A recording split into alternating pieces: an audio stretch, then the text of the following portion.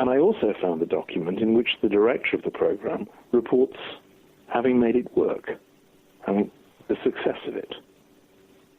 And he reports this quite mundanely, but he says, yeah, it's working now. We can do this. Now, they had that program.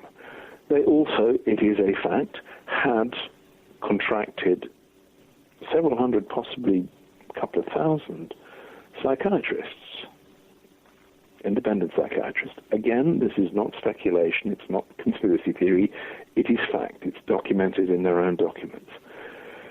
And they were paying them to carry out experiments with hypnoprogramming. One of them was a man called William J. Bryan, and I found audio tapes of him in which he essentially put himself in the position, he described hypnoprogramming Sirhan. Oh, really? Yeah. This was Sirhan's therapist? Sirhan had visited him. Yes. Okay. He wasn't in long-standing therapy. Sirhan wasn't a hugely rich man. Right. Now, are you familiar with a document? It's an immigration and naturalization police report that describes Sirhan attending parties with the Process Church of the Final Judgment, the satanic cult? No, I'm not. I haven't seen it. I would be very interested to see that. I certainly have had a long-standing, if somewhat tangential, interest in the Process Church.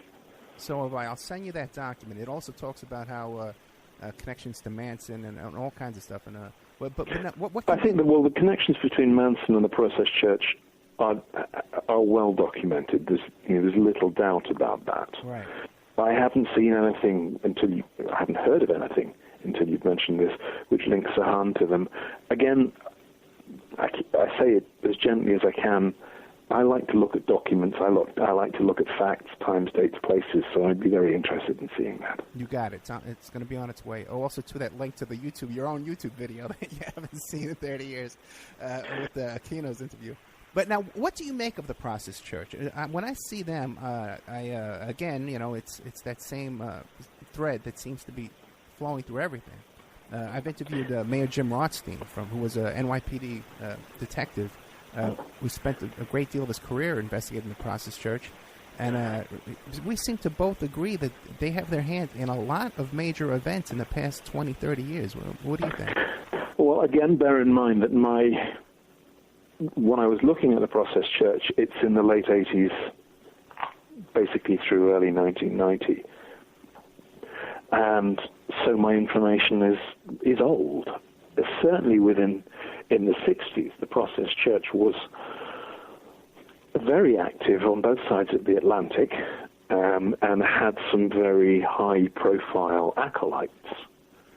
I came across it again here in the UK in 1989 when it issued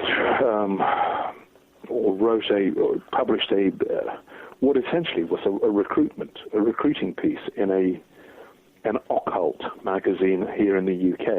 Right. And that's why, again, I became interested in it.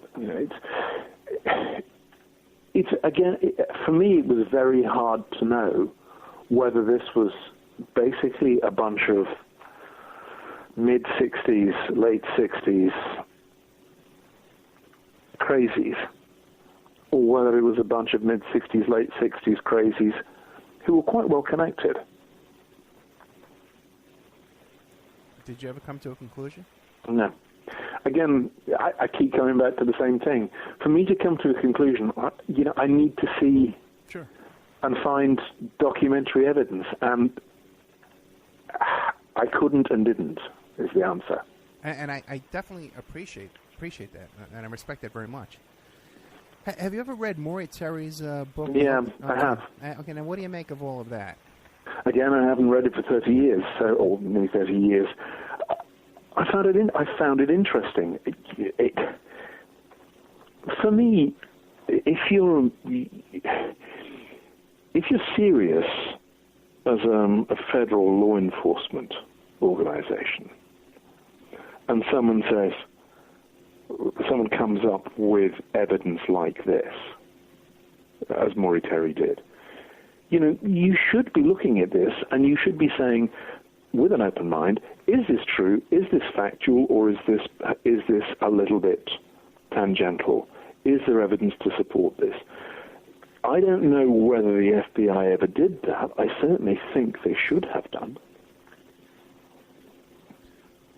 Well, his work did result in the conviction of the murderers of Roy Raden and those Larry Flint bodyguards who killed Roy Raden, who was a member of the process and involved in all that stuff as well.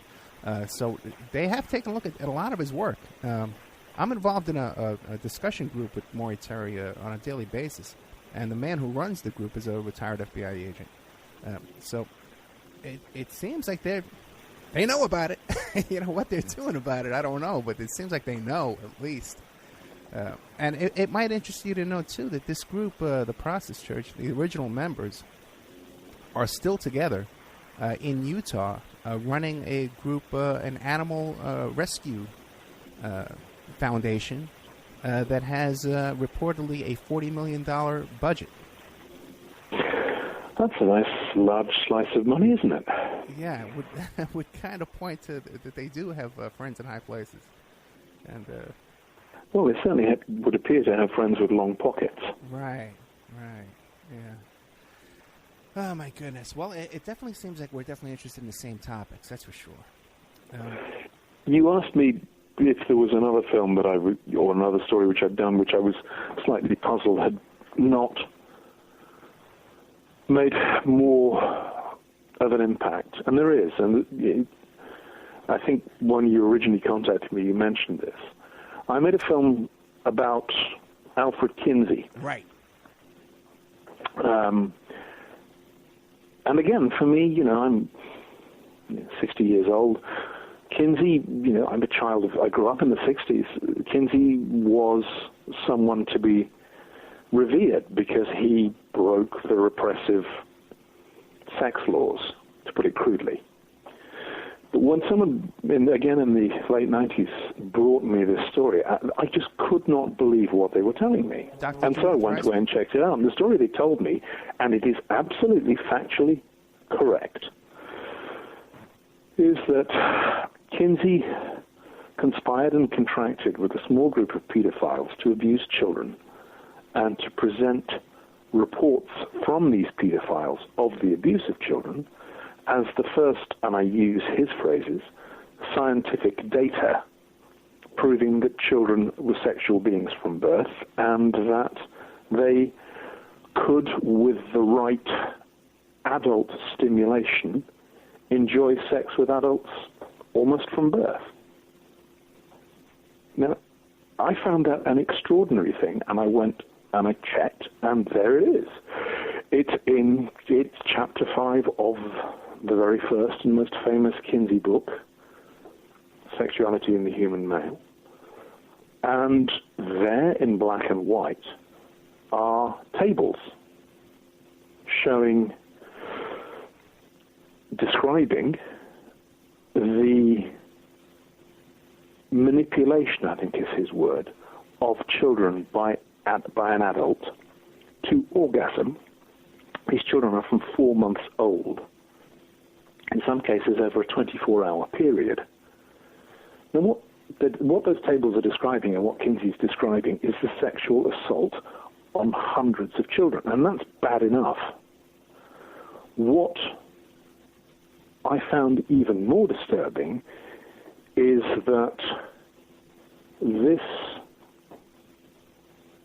quotes, scientific conclusion, end quotes, that children are sexual from birth and can enjoy sexual relationships with adults, that conclusion only stems from those pedophiles' reports. Now, would you necessarily believe a pedophile's description of whether a child was enjoying being abused? I don't think you would, and it's certainly not scientific. But it's formed the basis of public policy throughout much of the Western world ever since. if you talk to people in the sexology business or the sex education business, they will say to you, oh yeah, children are sexual from birth. They can enjoy sexual relationships with adults. Well, how do you know? Well, Kinsey says so. Right. Well, no, Kinsey didn't say so. A group of very dangerous pedophiles said to Kinsey, this is what we've done, and guess what? The kids really enjoyed it. And that is the basis of public policy for the last 70 years. I think that's terrifying. I think you're talking about Dr. Judith Reisman. Brought you that information? Well, Judith did the first work on this, and I've known Judith for 30 years, and she and I disagree on just about every topic you could possibly imagine. Judith comes from the Christian right, even though her origins are Jewish communist. And I'm an old-fashioned, unrepentant, unreconstructed socialist. Yeah, me too. Yeah. I will never change. I am a socialist, and I will go to my grave a socialist. And Judith and I disagree on just about everything, except this: what the work she did, exposing Kinsey and exposing what he had done with those pedophiles and what those pedophiles had done on his behalf, I think is first-class work, and she should be applauded for that. Now, I will argue with her until 7 times from Sunday about just about everything else, but not about that. Plus, she's an adorable woman. You know, I love Judith. I had her on the show, and again, myself too. I'm a socialist myself as well. You know, an old lefty from Manhattan, on the Lower East Side, with the yippies and protests and all kind of stuff like that. But I love Judith Reisman, and I had her on the show. I just enjoyed it. The spunk of that woman. As I say, I disagree with just about everything she says on just about everything else, and she thinks I'm an absolute loon because she disagrees with just about everything I say. But on this single topic, on Kinsey, she's absolutely right. And when we made the film, I made this film, and it caused quite a stir over here. And then a year or so later, Hollywood releases a biopic of Kinsey, which is this great fawning biopic with Liam Neeson. Right. No mention of any of this. And the same goes for the Masters of Sex, which I think was HBO, was it not? Yeah, I'm not familiar with the Masters of Sex, but I'm definitely familiar with the Kinsey movie. We discussed that as well. And just there's so many facets of Kinsey's life. This thing about how he circumcised himself in his own bathtub. And worse besides. Yeah. I always find myself in the middle on these things because I think a lot of the work or the effect of Kinsey was incredibly beneficial. I don't think anyone sensible should argue that the sort of repressive sex laws which America and indeed the UK and much of Europe had prior to Kinsey were a good thing. I mean, they were appalling, the treatment of gay men and women. And I was reminded the other day when I was talking to somebody about this, there was a law prior to Kinsey in one state which made it a criminal offense to laugh during sex. Oh, really? Now, that sort of absurdity absolutely needed to be got rid of. But what he did and what he was responsible for with those children and the effect on public policy ever since is deeply reprehensible. I think every woman I've had sex with has laughed at me. But what I wanted to ask you, though, are you familiar with the stuff she uncovered about Kinsey's fascination with Aleister Crowley? And no, Judith hasn't told me that. No, I'm not familiar with that. And also, too, that Kenneth Anger. Are you familiar with Kenneth Anger? Mm-hmm. Are you familiar that he would go to Kinsey's home and do films in his attic? I think I'm familiar with that. Bear in mind, I'm dredging the depths of my mind. I mean, the antics that took place in Kinsey's attic